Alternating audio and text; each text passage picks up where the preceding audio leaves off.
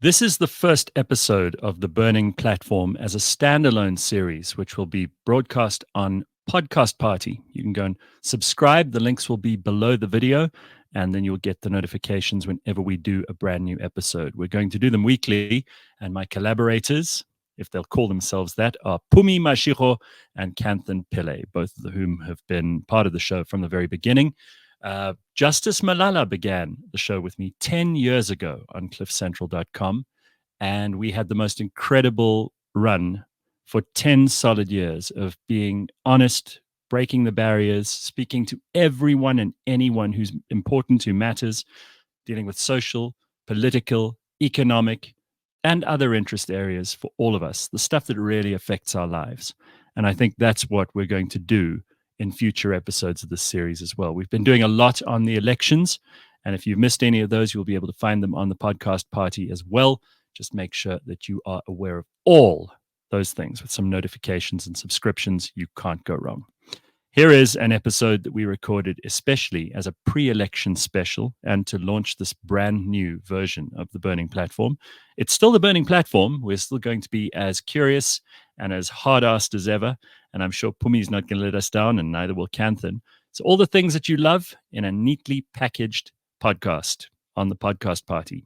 Here's our first new episode on the new series, taking all that heritage of the previous episodes of the Burning Platform with us. And we start off by talking about what the prospects for the various parties may be in the 2024 election.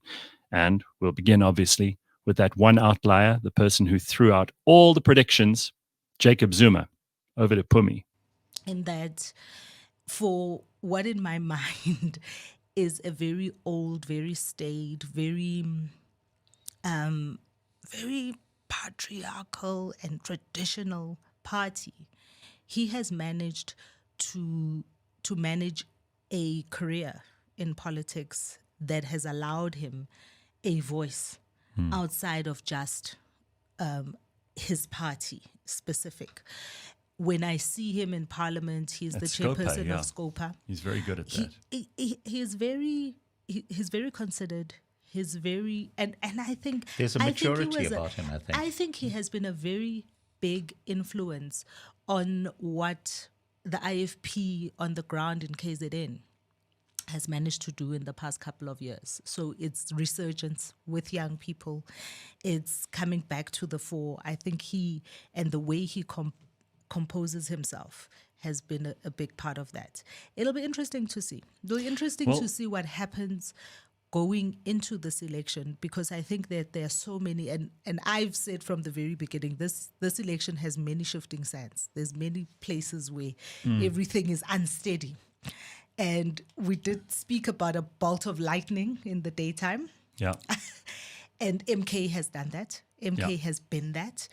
And it'll be, even as they themselves are having squabbles and a break and a disintegration really of who they are, it is still going to be a very destabilizing force for people going into the ballot in 2 weeks. Well, before we move on from Koleko, I also thought that one of the things he did, which was quite a big move, and I think John Steenhuisen also admitted it, although less so, is where they made mistakes in previous elections, where they've misstepped. And I think both of those leaders realize that they, at some point in the last 20 years, their party has gone awry. And they both, in different ways, admitted that they could get back on track if they follow their North Star, which is very different in both cases. But, you know, again, the parties that we haven't heard from are almost the ones that people want to hear from the most. Not the ANC, because they don't have anything to say. And I don't blame them for not coming. What are they going to talk about? You know, if you're Cyril, what can you say that people don't already know, that we aren't bitching about day in and day out? So service delivery, electricity, education, unemployment, these are all problems that land squarely in front of the ANC's door. Why would you want to come and have to bat all of that away? And even though we didn't particularly love much of the content of what Lesego said as the spokesperson of the ANC, he was entertaining, especially bringing up things like burning in Tlemeza, Jiba, those kinds of things. I think it was an okay for the ANC, not a bad appearance. But look, the ANC is the incumbent, and they launched their ad last night, and they don't have to. Did they burn any flags? Oh boy, we're going to get into that. They don't because they are the incumbent. They don't have to say as much as the people who are trying to dislodge them from the seat. They're already sitting in the seat. Okay, I know I've taken a lot of flack on the show from listeners about the fact that we complain about a lot of things with the ANC. But we have the privilege to do that because we come from our experience of government, of how they have performed, really has seen a deep deterioration. I think the past 5 years have been a train wreck, speaking of burning. Right? I think the past 5 years have Which been burning, such a BER or BUR? I'm just saying, check. and Cyril Ramaphosa was a deep disappointment for some people. Not for you, because you never had expectations. Same here. So My tweet record is standing that I would have preferred Nkosazana. And I got a lot of flack for that. But, which is what their ad has also done very well in highlighting. They are able to talk about a long history, and they're able to appeal to the emotions of a bigger part of South Africa that's not just us at our dinner parties with our red wine, right? Out politicking each other. There are people today who have access to healthcare that they never had before. And it may be bad healthcare, but they've got access. They've got access to schooling, which they never had before. 2 days ago, we had a very interesting conversation, Gareth and I, with Dr. Badile Hotla, Former statistician general.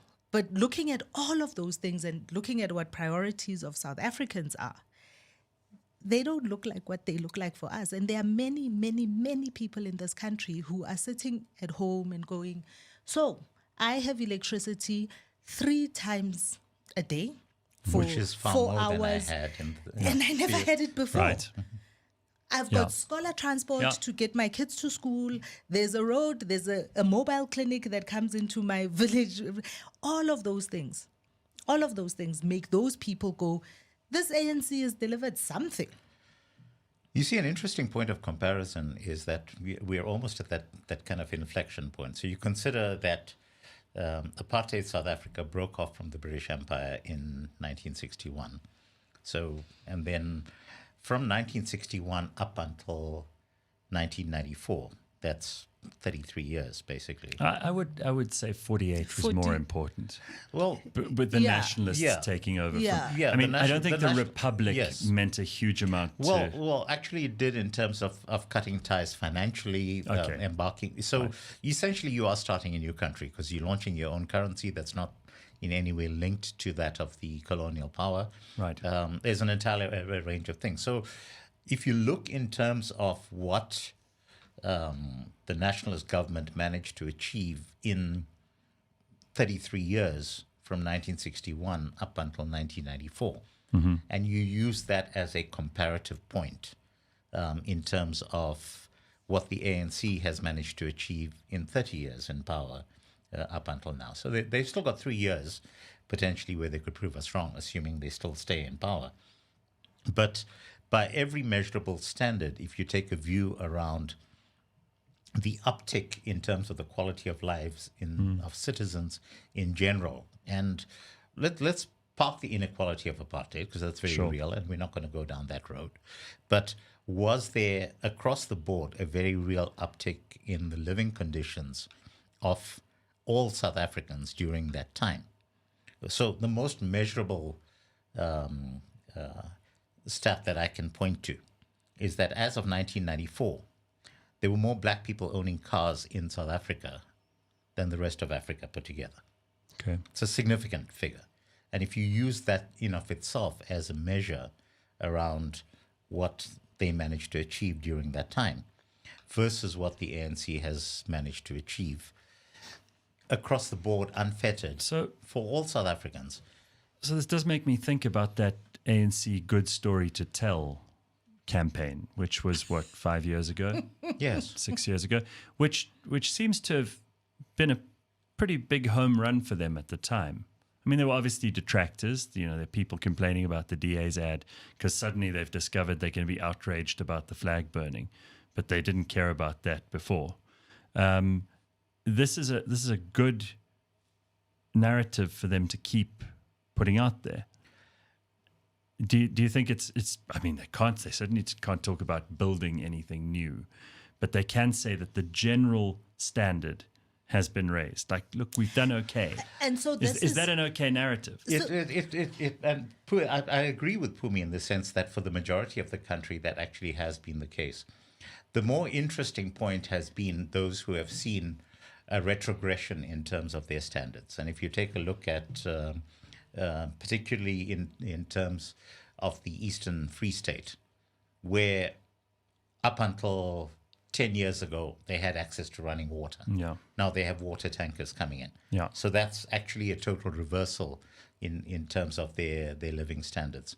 You have, there's a filmmaker friend of mine who recently made a very moving documentary around a small village in the Eastern Cape, which basically consisted of interviewing the inhabitants of the village and talking about how their lives have changed over the past decade.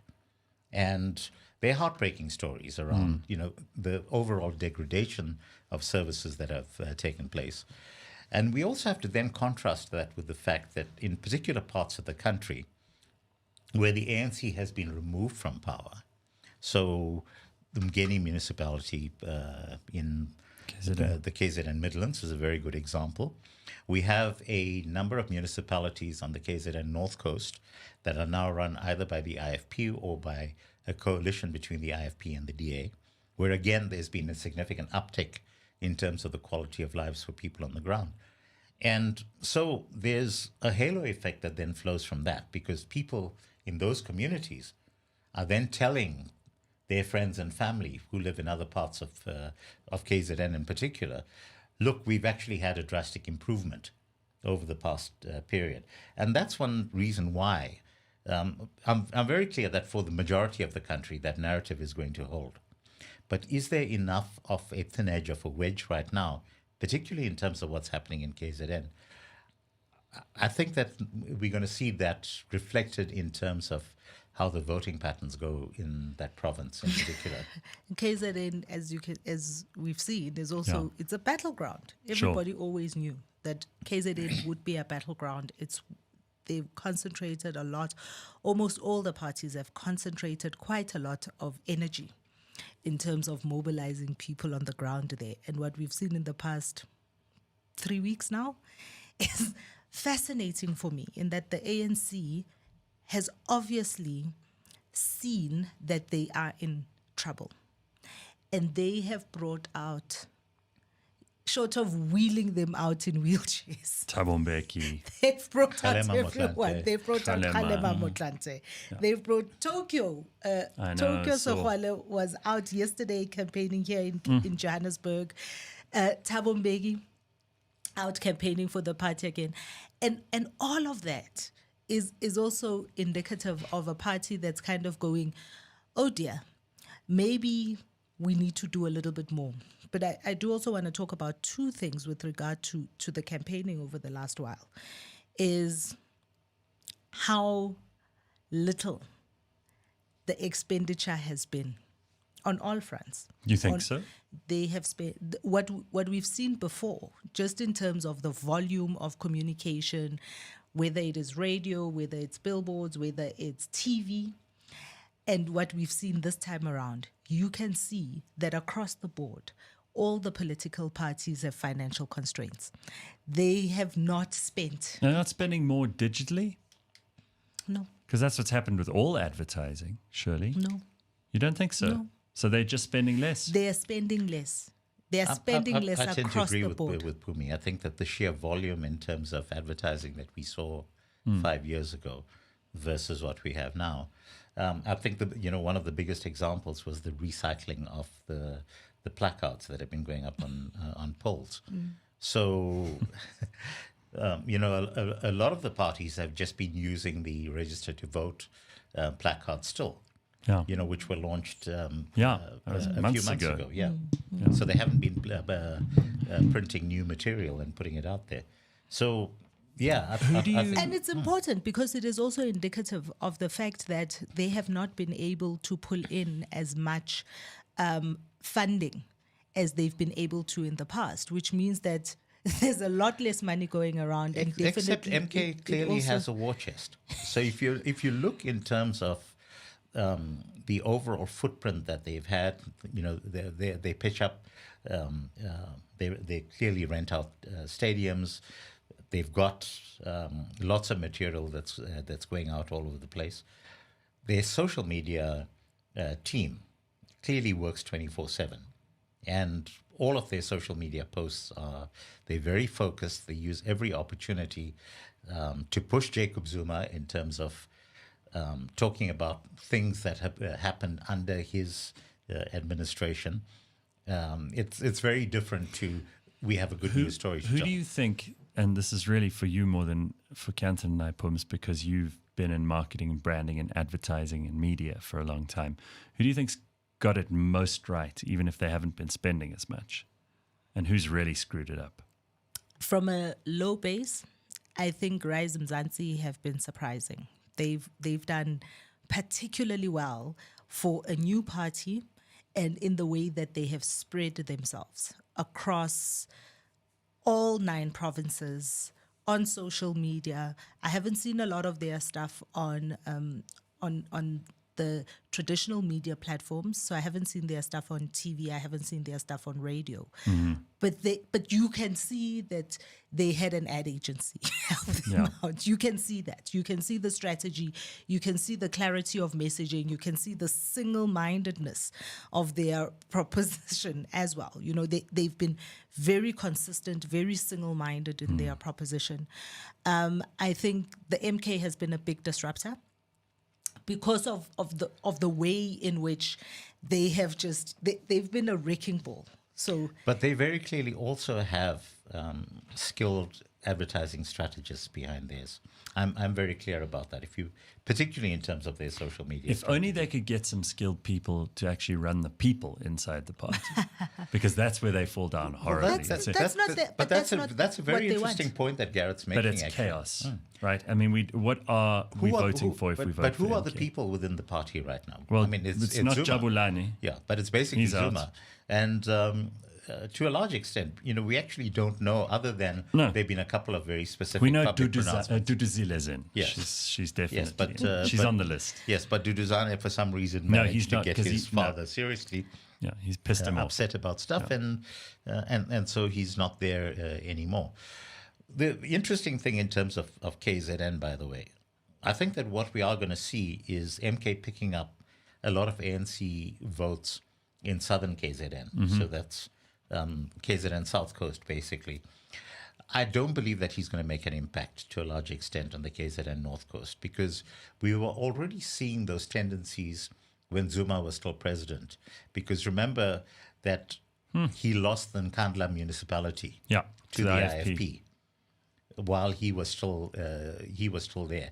So there's this very definite north-south divide, to my mind, in terms of what's happening. I didn't see that at all. In KZN. And if you look in terms of where the ANC's current power base is in KZN, it's been these young lions that have emerged in the south that kind of just completely ripped out the underpinnings of the party structures out there. So it's going to be really interesting. What about Stembe? Do it for Schengen. Oh, I love it. Oh, I love it. Oh, Do you think that'll work? I don't know if it will work, but man, you talk Every about... time I see one, I send it to Phumi. I send her a picture. I absolutely... talking about consistency of messaging. I just want to say, they've got a billboard, the IFP, trust us with your vote. But Now- that's what the consistency So- of messaging has been. so They I- have been I consistent since think- 1994. Okay, so that to me is out of all of the billboards and banners and massive posters that I've seen everywhere, trust us with your vote. It's like, okay, that now you're speaking clearly. I mean, in their second I like campaign, the second national campaign, what they ran with is they ran with the line that says, Indotonga yetemba, a man you can trust. Yes. That was their campaign. And they have I remember that. been consistent with the issue of trust. They have been consistent with we are the people that you can trust. Trust us with your vote. Okay. Trust us to work for you. You know When what's you gonna drive in happen. KZN, you see the billboards for the mayors, you see the street pole ads that say, that says, trust us to change your life. So people are going to listen to this after the election and come after us for what we got wrong. So I think so far, I mean, I'm predicting we will see a small increase in IFP votes. I think we'll We will. see a small increase with the EFF. Disenchanted, disenfranchised people who are pissed off with the ANC, don't like MK but want to support Julius because Julius is a personality. He's got more personality than all the others. I think they're going to stagnate. You think they're going to stay where they are? I think they're going to stay where they are. I think we're going to see a. You see, all things else being equal, Gareth, up until the time that MK entered the fray, I would have said that there would have been an uptick for the EFF. However, now that MK is in the fray, I think a lot of the disgruntled Will go there. ANC vote, which would have gone to the EFF, is now going to go to MK. So I love that people are going to come after us after the vote and say, you Yes. got this wrong, because this is my favorite thing about polls and polling, because every time they get everything wrong. I remember when we watched Brexit, they said it wasn't going to happen and it happened. When Trump, we watched Hillary. Trump, they said, oh, he's flash in the pan, and Trump became president. And the polls that we are seeing, depending on who you are listening to, Yeah. the polls and the data that we're seeing locally, I think people are going to be crying because people have convinced themselves Oh, yeah. that the ANC is going to go down below 50. I don't Right. think it will. They've convinced themselves that they're going to grow. I think the polls are going to get it wrong in so many ways. I think they're going to get it wrong in that the number of people that are going to turn out, I think that we're going to have a fairly good turnout. I think we're going to have a fairly good turnout. This is, you might remember we had the discussion on this show where I was agreeing with your point that the ANC is going to retain more than 50% simply because the number of people who will turn out is going to be fewer. But I think that MK has upended that, because I think that people who are going to turn out to vote for MK are going to turn out because they want to vote for MK.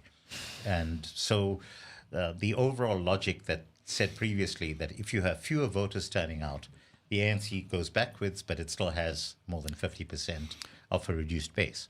Well, let's talk about the second biggest party, because they are convinced that they're going to go up. I think, in fact, you're going to see a lot of DA voters in the Western Cape going to Gayton.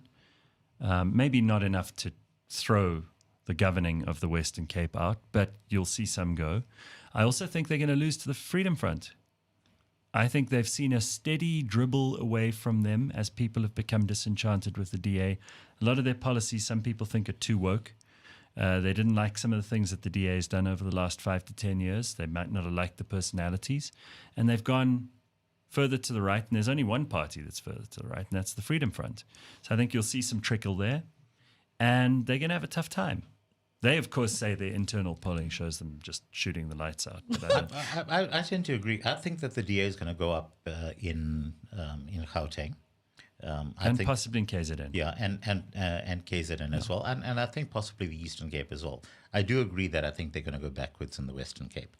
I don't believe they'll go backwards to the extent that they lose power in the Western Cape, but I do think that they are going to get a bit of a surprise in terms of And that. let me be clear again. I mean, I've had this conversation when John Steenhuisen was in here with him.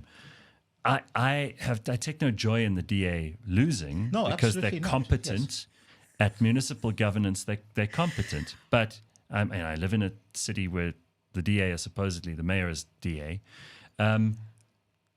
I personally, for my place in society, don't necessarily want competent government. And this is counterintuitive for a lot of people.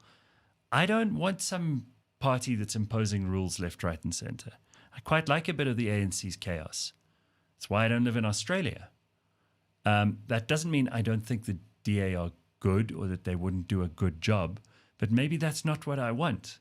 You know, it's like maybe you do want a little bit of random cat among the pigeons stuff. And if you are, then again, you wouldn't vote for them. So I think a lot of the regulatory stuff that the DA tries to come up with. So I know something that certainly ticked off a lot of people was at the point at which they said that you needed to license your solar installations. Ugh. And, as a classic example of not reading the room, that was absolutely the wrong thing very to be doing. stupid. Yeah. Oh, not reading the yeah. room. Yeah, yes, it's self-sabotage. Yes.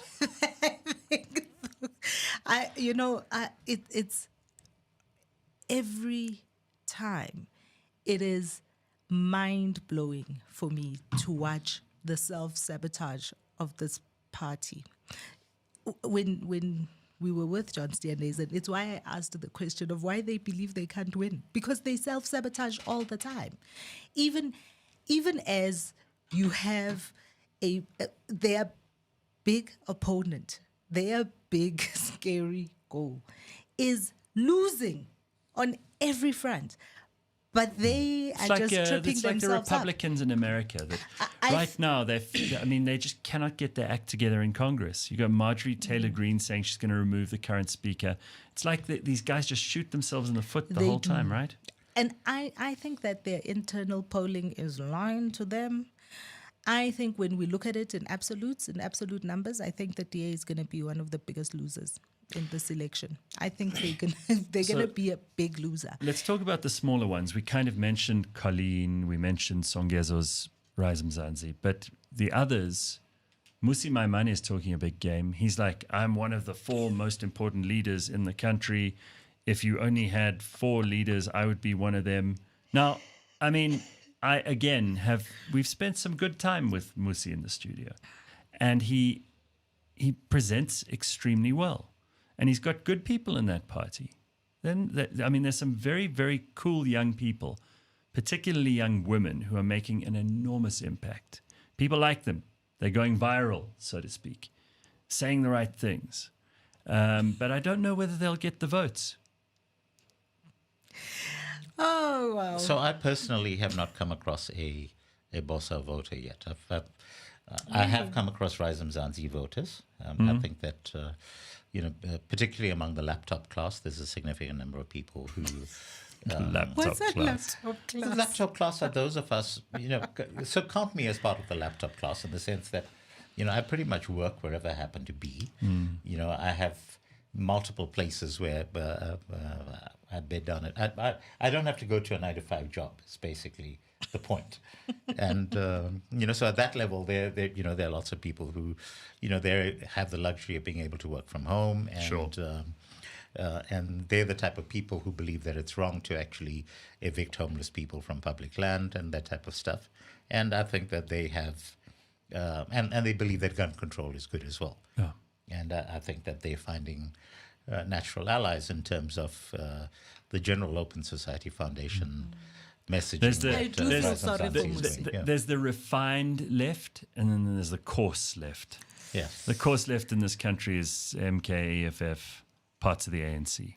The refined left is people like Rise, who people who would vote for them. And I'm talking about the voters now, not the parties. Yes.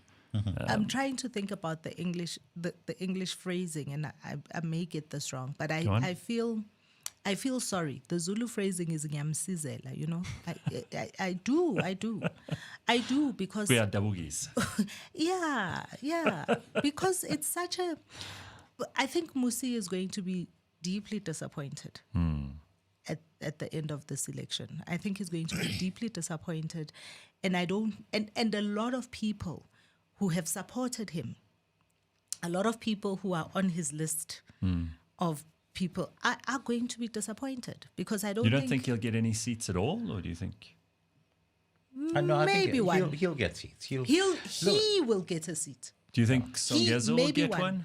Absolutely. So, look, if we use the most basic thing in terms of the changes to the election laws, which meant that the number of signatures in terms of support that you needed to get, the bar was raised significantly. If you just use that as a measure, then Raisam Zanzi is definitely going to be in. Musi is definitely going to be in. If you work on the assumption that people... But the people who signed are not necessarily the people who are going to vote for them. Well, even if you assume that there's a 50% reduction in the number of people, if you assume that half of the people who signed in support of Musi are actually going to vote for him, then he's going to be in Parliament. I'm just saying that at a very basic level. I think Musi might make it. I think he might make it into the threshold Musi. I don't know how many of the other people that are below him in that list are going to make it.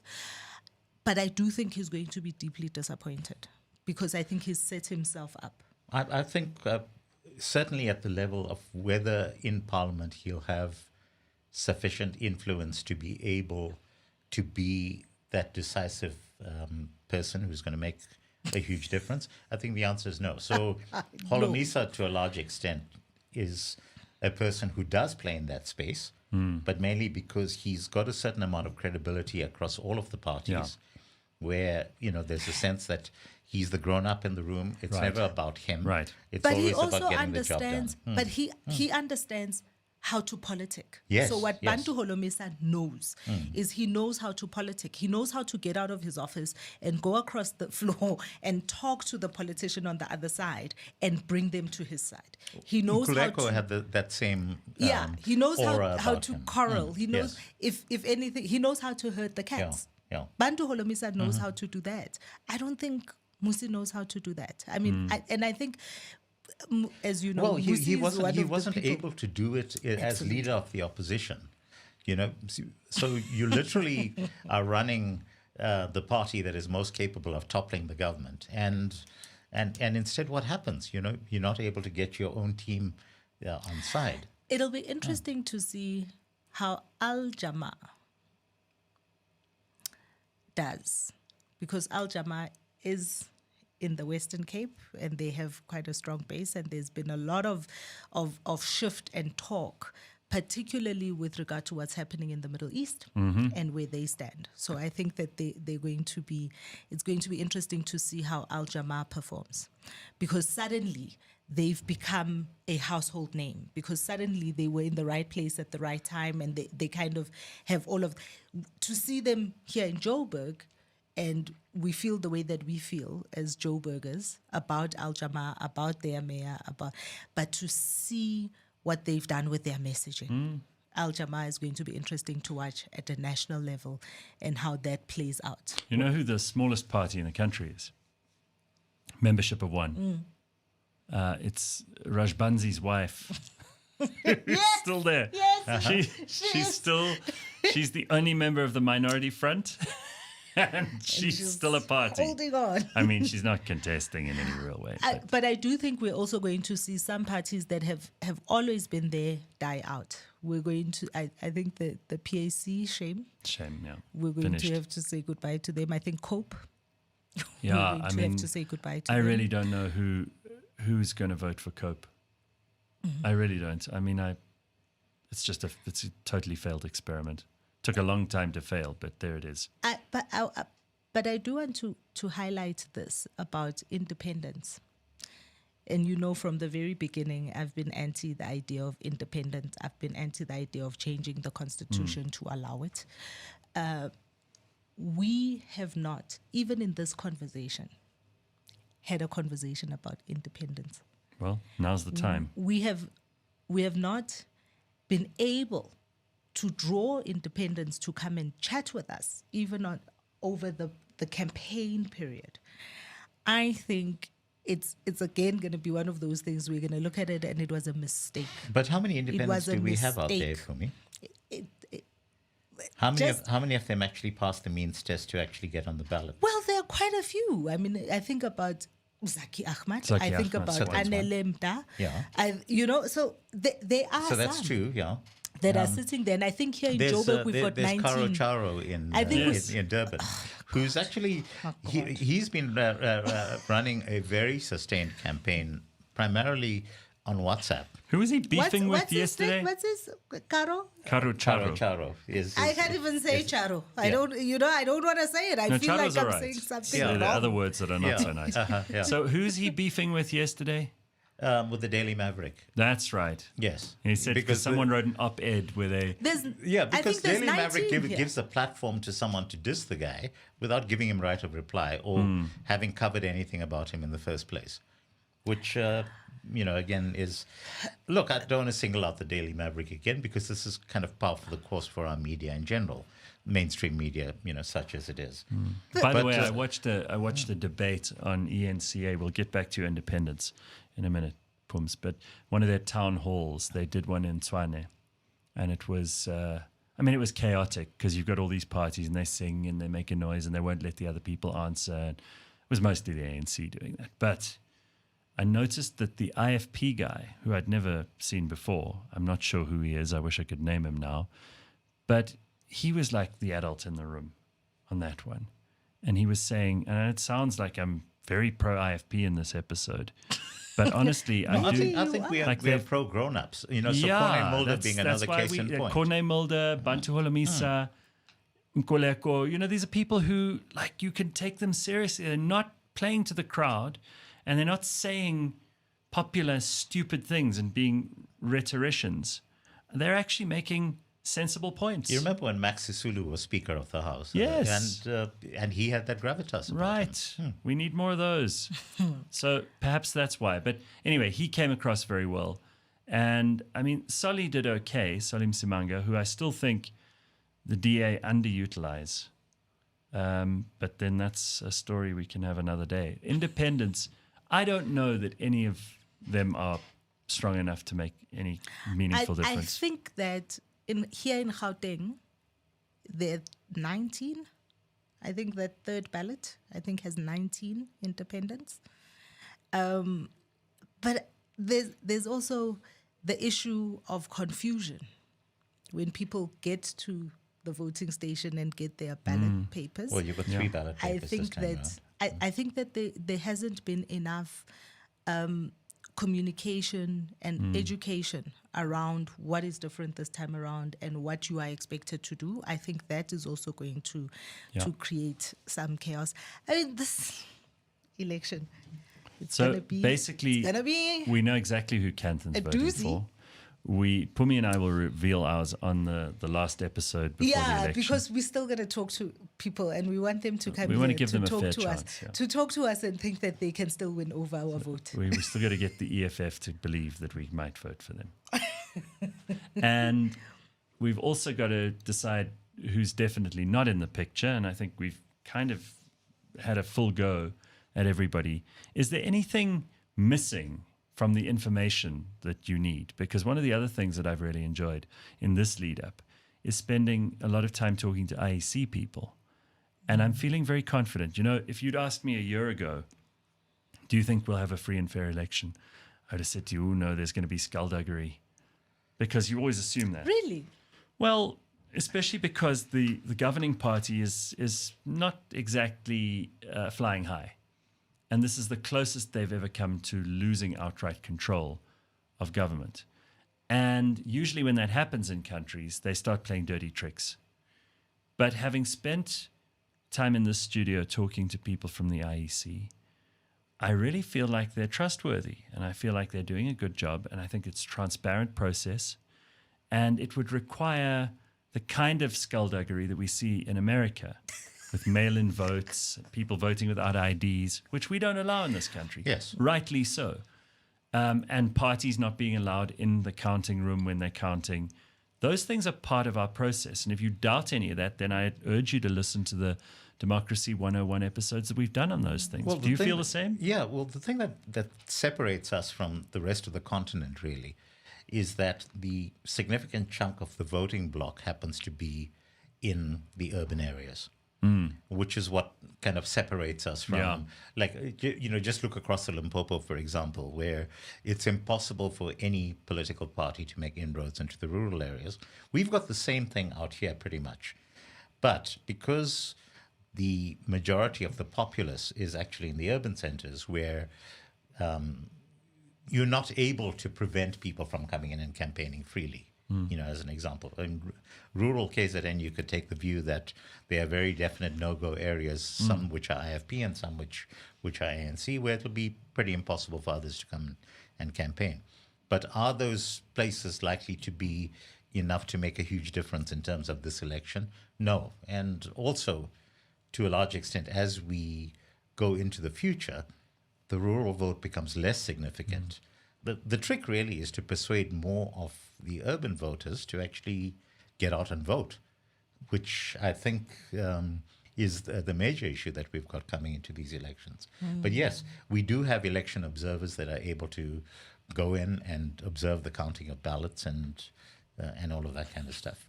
Even though the DA failed to get American election observers out here, they tried. Well, America is not the greatest place in the world for election observers at the moment. They can't even observe their own elections properly. And that's it. No, They don't even have an election observer commission like we have. I mean, I did not doubt that we would have a free and fair election. I really don't. I think that we have a solid system when it comes to how the opposition parties also behave around election observing. I think we have a very solid kind of legwork in place. By the way, we didn't mention how Ace Magashule and Burning Ntlemeza and all of them have kind of disappeared into the sunset, right? Well, I mean, who said to us that they think that he's going to make a difference in? I don't think they State? will, but I think that they've really absented themselves from the whole process. The other thing is, and we have to touch on this just before we close up on this conversation today, because I think there's still a lot to be decided, and there could be surprises. Do you think there's any chance at all that there could be real dissatisfaction, violence, people not conceding? I mean, KZN is such a battleground, but are either of you concerned that in any places, we've seen the assassinations that have been carried out in Mpumalanga and KZN. Are you worried about that? Do you think there could be more just before the elections? I think that they're likely to be hotspots, which has always been the case. And yes, rural KZN in particular have tended to be hotspots. But the interesting flashpoints for me are going to be at the provincial level in KZN and in Gauteng in particular, because that's the two places where there's a fairly significant chance that the ANC is going to lose control of the provinces. How is that going to manifest? In Gauteng, it's really difficult for you to gather enough supporters to do that type of insurrection, for want of a better word, simply because of the overall decline in terms of the ANC's support base up here. At the same time, with a corresponding increase in the likes of the EFF support base. Is the EFF going to go out on the side of the ANC? I don't think so. So I'm not fussed about it. I think that by and large, we're going to have a gradual shift overall in terms of the ANC recognizing, all right, we lost the province now, but, we've previously lost the municipalities, and there's going to be a lot of jockeying for position, and there's going to be lots of money changing hands in order to persuade people to get on board in particular coalitions. It's going to depend to a large extent on just how wide the gap is between an ANC minority and the Moonshot Pack guys together on the other side, because I think that they're going to be the significant players. And the other game changer is going to be if... Pumi's laughing. She doesn't take this Moonshot thing seriously. If Cyril is forced to step down as president, would that then provide an opening for the EFF to then partner with the ANC, potentially? So, yeah, I think that if Cyril's not going to be president, of the ANC anymore, or of president of the country, and the ANC puts forward another candidate, is there a possibility that the EFF will support that candidate? I think yes. I think Cyril has never been stronger in his position as the president of the Well, ANC. we've had that discussion here I before, but think that was that- on the basis of money, and we've agreed that the money supply is now. Yeah, but even outside of the money issue, I think Cyril has very cleverly been able to maneuver himself in that party. I think that his position is secure. I think the fact that he has been able to pull out the kind of people that he's pulled out to come and campaign on his behalf shows exactly how secure he is as head of that party. I think that there is still a need to worry about hotspots of violence, particularly in KZN, and I do hope that there is some kind of war room thinking somewhere with intelligence, with the police in place that are closely monitoring. I've said on the show before that one of the biggest issues, I think, with some of the war talk coming out of the MK in the beginning was incredibly worrying, because they were doing the two things that we were talking about. They were attacking the referee in terms of the IEC and their credibility. Right.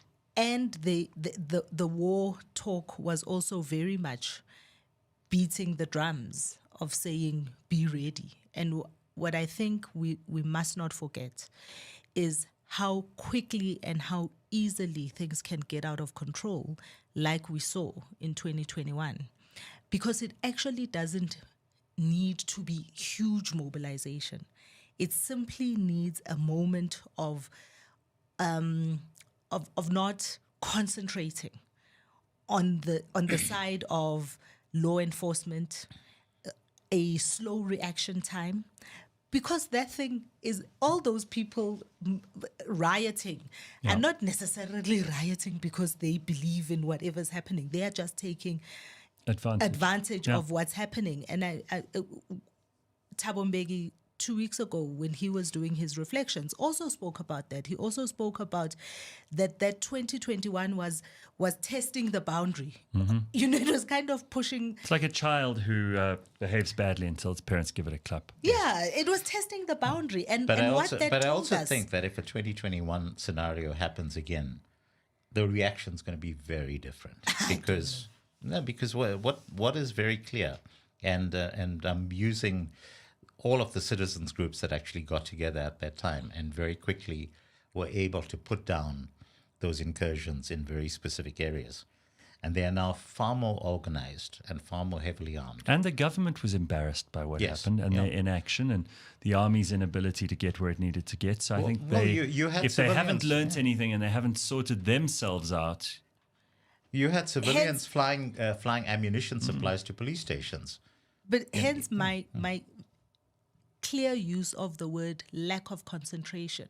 So it's not going to be about action time, but if you're not concentrating, Right. that response time. I'm saying that the communities are concentrating, and I tend to agree that with you that there's a fundamental incompetence in terms of our police services. I think we're all in agreement on that. Yeah.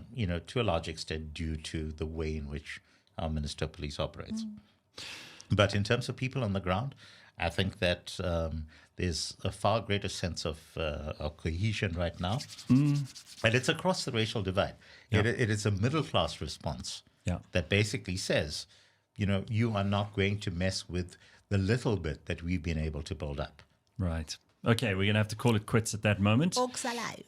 All right. So lots more still to come in the next couple of weeks ahead of the elections. And of course, we'll have to do one of these after Absolutely. in a special Burning Platform standalone show. You can find it all. Subscribe on the podcast party and make sure that you And don't if we miss an get our episode. act together, maybe we can get a live. Maybe we should do a live. If we can get our act together, pre we or would love to post-election. get a pre-election, get people coming in and get a Yeah, couple of leave us politicians comments here. and send us messages if you think But that tell could us be if something. you want it, if you're going to show up. If you want to come, maybe we'll do a live event. Really get it fired up. Burning Platform style. Thank you, everybody. Ciao.